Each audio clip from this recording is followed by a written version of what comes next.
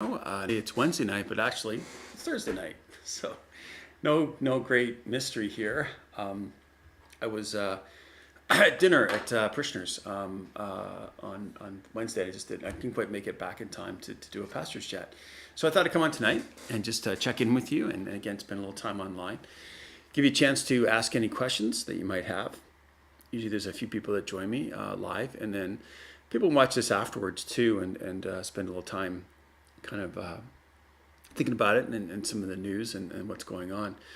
So I'm still kind of, I think, in the pleasant glow of our VBS, Vacation Bible School. We ran that last week. Seemed to go off without a hitch. I'm going to actually mention it in my homily just a little bit this weekend. A sense of when something runs very smoothly, you can tell, because as a pastor, when you walk in the room, nobody's worried. Like, since people aren't asking you questions, people aren't distracted from what they're doing. They're just very engaged in what's going on, and that's a good indicator that things are good, and that it's well run and well organized, and people know what to do. And that was the case all week long. So more about that in the weekend, but just so pleased with how that ran, and so the Vacation Bible School, just kudos to, again, the organizers and all the volunteers, and of course our young people who attended, and just hope it gets bigger and better. So I just really look forward to even more of that, and what we could do now. We're talking about twinning with another parish. That would be fantastic. So we'll see if that actually can happen next year or the year after. Fantastic, good stuff, very good news. The other big news is we've started some of our renovations. So what we're doing is we are putting, remember this grant that we received? It was a $100,000 grant, which is nice, a government grant for accessibility. We spent some of it on the doors. That's what covered the cost of our doors. That they open now. They're all one level. Again, for most people can open a door, but not everybody. If you have a walker or you're in a wheelchair, doors are really tricky. And so rather than hit the hit button, you just walk towards the door opens. They look great. I was really, really pleased with how they went in. And again, as I said many times, they look like they've always been there. And that's what you want in a reno, that it looks almost like that's the way it should have been. We're going to take the old doors, by the way, the oak ones, and we're going to use those, and we're trying to put them, we're going to try to have to cut them down a little bit. But they'll be the doors now between the hall and the hallway, like, between the bathrooms and where our hall is. And so we have just plywood doors there now. So we thought we'd use those oak doors because they're a little bit nicer, and it's just to hang on to them, and they're part of our heritage here at the parish. So that's the plan. Okay, good. So VBS went well. The doors are in and they're running well.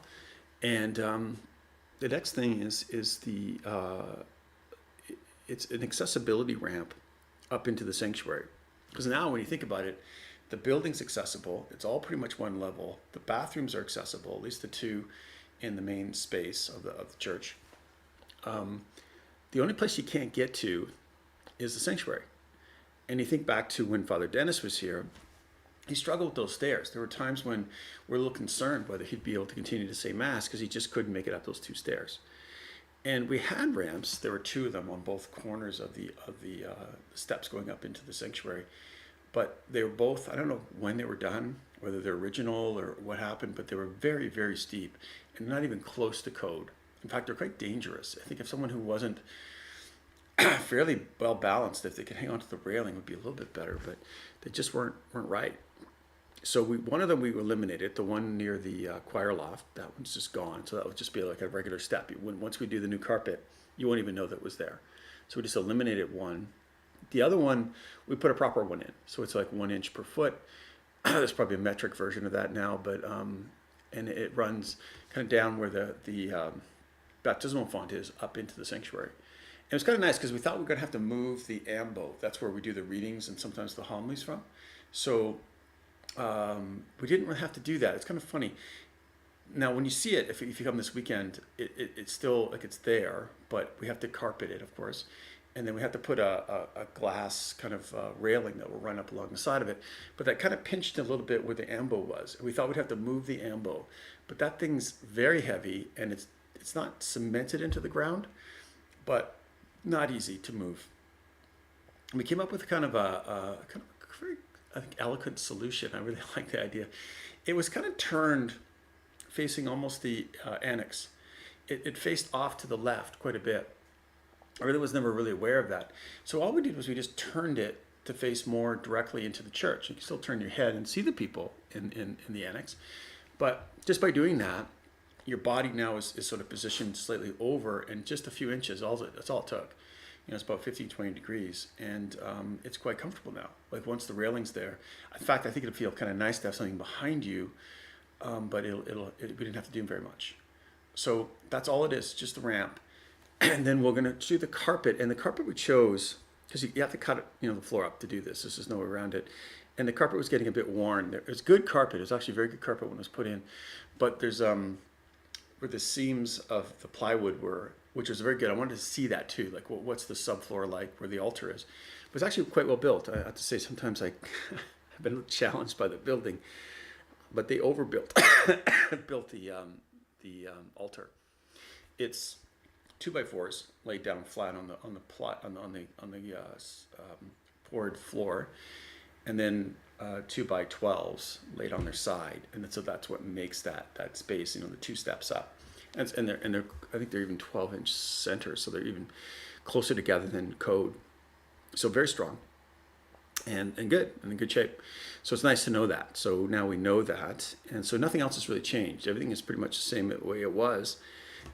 And the carpet we chose goes back closer to the original carpet. The red was a little bit strong, and I always thought that, in a striking way, like I know it's supposed to be different than the main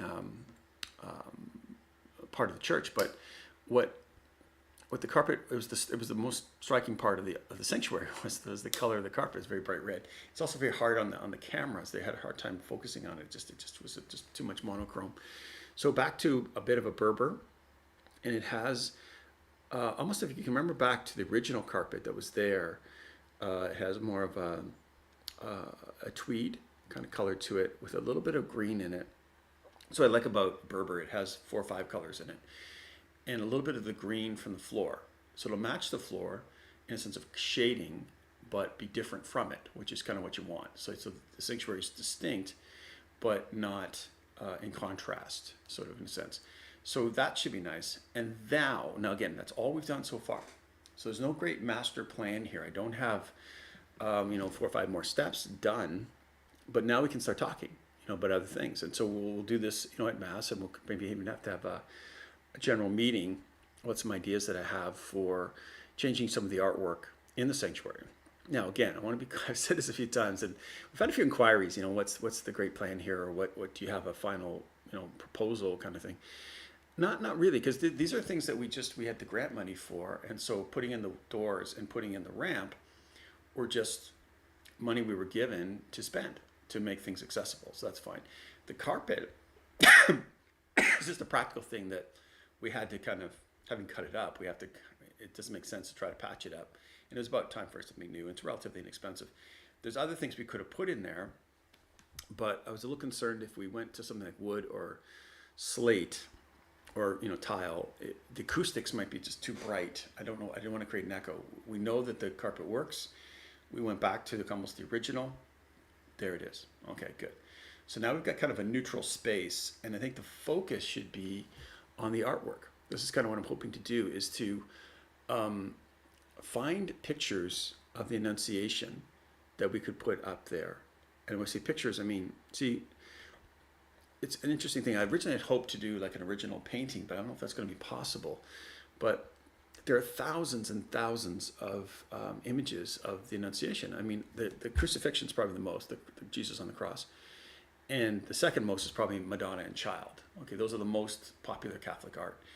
But there are many, many, many very beautiful, very striking pictures and images of the Annunciation. How could we incorporate one of those in with modern kind of technology, and when you have cameras that can take really nice pictures and you can print things on a very large scale, it doesn't necessarily have to cost an absolute fortune, but you could put up some pretty powerful art in a way that would be, I think, very striking and have a focus where it's almost, if you can imagine the angel on one side and the Mary on the other, and they're almost like looking across, to about where I would elevate the host to. That's kind of my goal. Now, it's an idea. I've talked to a few graphic artists. We're just in the very beginning stages of this. Before we make those final decisions, we're going to have to come back to the parish and kind of inform them and maybe have more discussion about it. So it's not like it's a done deal. It's just where I think we can go with this and that next new thing. So Matt's got a few questions here. Excited that the new sanctuary coming together. That's great. New light fixtures for the church front. Oh, yeah. We're working on that too. We're going to get those painted.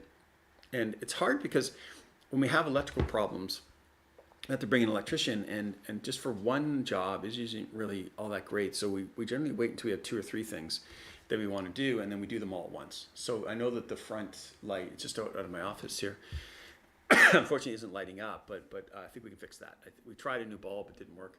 So there's got to be something else that's going on there. We'll have to try to get that fixed. So we're getting there, but not quite.